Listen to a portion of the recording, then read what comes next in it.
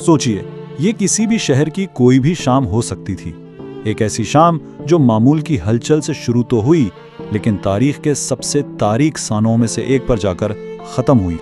तारीख थी 17 जनवरी 2026 और ये बस एक आम सा दिन था।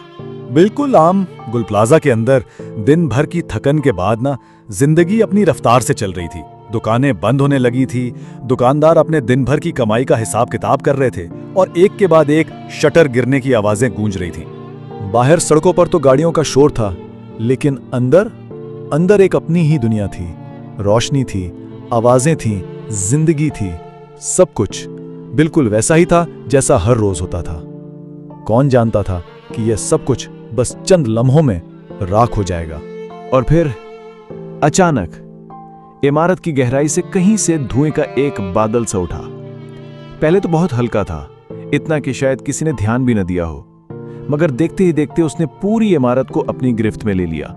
धुआं तेजी से गाढ़ा होता गया, हवा में एक अजीब सी जलने की बू फैल गई, सांस लेना मुश्किल होने लगा, आंखों में शदीद जलन और फिर पहली चीख गूंजी, आग आग लग गई, भागो बचाओ। हर कोई दीवानावार बाहर निकलने वाले रास्ते की तरफ भागा, मगर फिरार का कोई रास्ता था ही नहीं। वो लम्हा आ चुका था जब सबसे भयानक, सबसे खौफनाक सच्चाई सामने आने वाली थी। सोचिए, इस पूरी इमारत में हंगामी हालात के लिए कोई एक रास्ता तक नहीं था। इमरजेंसी लाइट्स वो भी नहीं थीं कि इस अंधेरे में किसी को कुछ नजर आता। कोई फायर अलार्म नहीं बजा और सबसे बड़ा जुल्म, बाहर जाने वाले जो मरकजी दरवाजे थे उन पर ताले लगे हुए थे।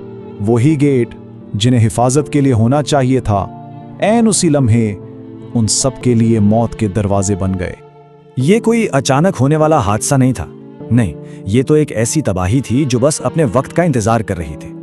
इमारत में गुंजाइश से ज्यादा भीड़, गैर कानूनी दुकानों की वजह से तंग हो चुके रास्ते, हर तरफ जलने वाला सामान और वो पुरानी बोसीदा बिजली की तारें, ये सब मिलकर एक टाइम बम बन चुके थे जो बस फटने ही वाला था। और अंदर फंसे हुए लोगों के लिए जैसे वक्त थम गया था। घुप अंधेरा, दम घोटता हुआ धुआं, कोई अंधेरे में सीढ़ियां ढूंढ रहा था, कोई दीवारों से टकरा रहा था और कोई अपने प्यारों को आखिरी बार फोन मिलाने की कोशिश कर रहा था, एक आखिरी आवाज सुनाने के लिए। आग जलती रही। एक दिन, दूसरा दिन और फिर तीसरा दिन, पूरे 3 दिन तक गुल प्लाजा अंदर मौजूद लोगों समेत जलता रहा। और बाहर बचाने वाले भी बेबस खड़े थे। ना उनके पास पानी पूरा था, ना कोई जदीद सामान। उनकी सीढ़ियां इतनी छोटी थीं कि ऊपर की मंजिलों तक पहुंचना नामुमकिन था। रेस्क्यू टीमें इमारत में दाखिल होने की हिम्मत ही नहीं कर सकी और हर गुजरता हुआ लम्हा अंदर मौत को और करीब ला रहा था। अंदर से आती वो आखिरी आवाजें, किसी माँ की अपने बच्चे के लिए पुकार, किसी का रोना, बंद खिड़कियों से मदद के लिए हिलते हुए वो हाथ, सब कुछ इस जहरीले धुएं में कहीं खो गया। वो सब जिंदा जल गए। उनकी बेबसी, उनकी तकलीफ अल्फाज में बयान ही नहीं हो सकती। जरा सोचिए उन आखिरी लम्हों के बारे में, जब हर उम्मीद दम तोड़ देती है और इंसान सिर्फ अपनी मौत को अपनी तरफ आते देखता है। फिर जब 3 दिन बाद आग बुझी, धुएं के बादल छटे, तो जानते हैं क्या हुआ? इंसानी अलमिये की जगह एक बेहिस्सी के खेल ने ले ली। एक दूसरे पर इल्जामात की जंग शुरू हो गई। देखिए, एक तरफ जली हुई लाशें थीं, रोते बिलखते खानदान थे, और दूसरी तरफ ना कोई शर्मिंदगी, ना किसी ने जिम्मेदारी कबूल की, ना कोई इस्तीफा, ना ही किसी ने माफी मांगना जरूरी समझा। असल बात तो ये है कि ये आग सिर्फ गिल प्लाजा की इमारत में नहीं लगी थी। ये आग हमारे पूरे निजाम को, हमारे इज्तिमाई ज़मीर को लगी है। तो फिर सवाल ये है कि इस इज्तिमाई कत्ल का जिम्मेदार आखिर था कौन?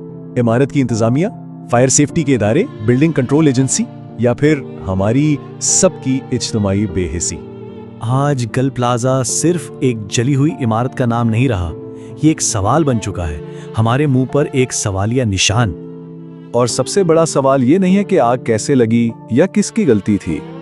नहीं, सबसे अहम सवाल सिर्फ एक है कि क्या हम अगली आग लगने से पहले जागेंगे